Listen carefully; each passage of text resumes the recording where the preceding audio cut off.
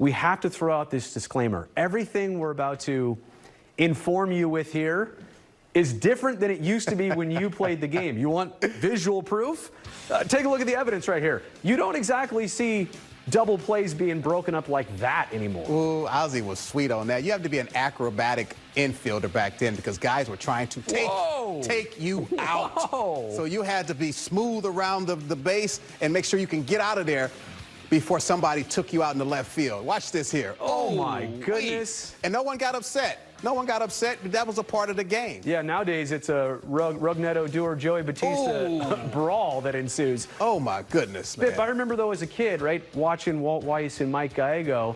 As a kid playing middle infield, you wanted to imitate that move or coming across, and you had to throw and you had to jump out of the way, even if there was nobody, doing that to you right there. See, that's what they always said. Protect yourself by getting in the air. What's going to happen right here? He doesn't even Are you slide. serious?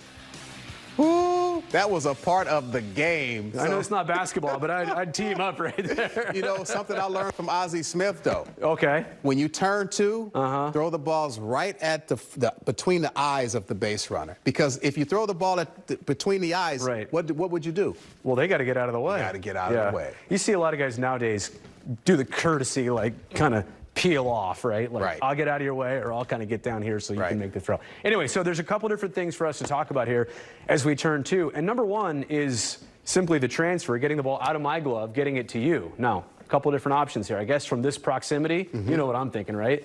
That's one way, just the flip, right? Okay. So I guess maybe if I was coming this way, I might also think about the shovel, right? Okay. But if I'm going to throw the baseball to you, right, there actually is something about the grip here that I want to feel the ball like this and then get the throw to you, but I gotta grip it a certain way. What's the grip? Well, the thing is, you want to always try to go in the glove and come out with the four-seam grip. Show them. Right here. Show them real good here. See that? The four-seam grip.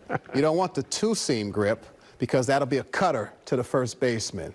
And you don't want to just pick it. Well, sometimes you just have to get it and throw it, but the majority of the time you want to make sure it's four seam so that it's a true throw. So even if it goes into the dirt, he's going to get a true hop, and that's what you want. So that kind of applies to anybody throwing across the diamond. In this case, it's because you're turning two.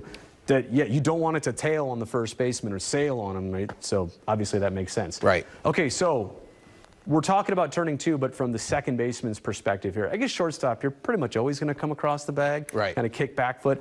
But the second baseman, you've got how many different options here on your turn? I got three according to the throw. All right. Okay. And I got three according to the base runner. Well, nowadays, you know, you can just get to the They're base. not going to take you out anymore. They're not going to take you out. Right. So what are your three? But my three are, I get to the base, the ball's hit to you, I get to a position behind the base, and now I read the throw. I can come across and throw, or I can straddle the base and throw. Behind it, right? Or I can just get here and get out the way that way as well.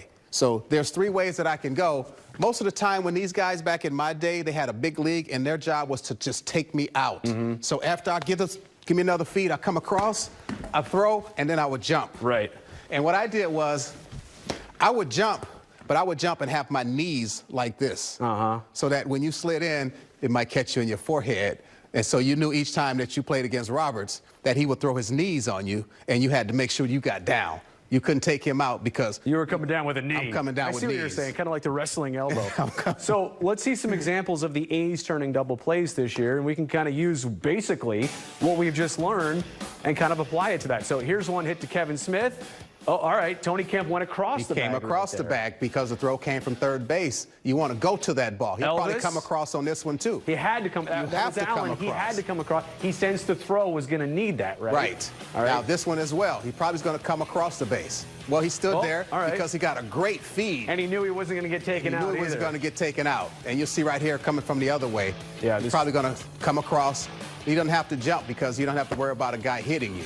This one right here will be a little flip. He's right there. Step back. Jet Lowry. Jet Lowry stepped back because he had time. Yep. This one here, he probably come across. Well, he stayed there again. Yeah. But he jumped. Did you see that at the end? He actually jumped. Well, that was for show, right? But there's also this. We can discuss the fundamental, aspect of turning two.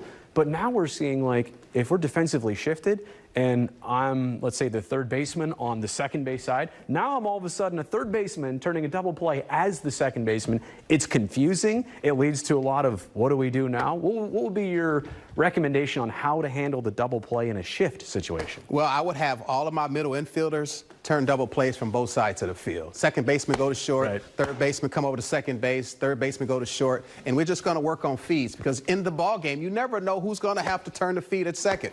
I know we're getting some comments probably on the glove you got there. Oh, Show it off a little bit. I got the old school Nakona. It's like 20 years old. What's yours? I got the Stilo. That's a company out of Oakland, California. Wow. I got this glove from Tyson Ross. Might have to check that one out. Yeah, baby. Yeah, baby. T. Ross a little text message.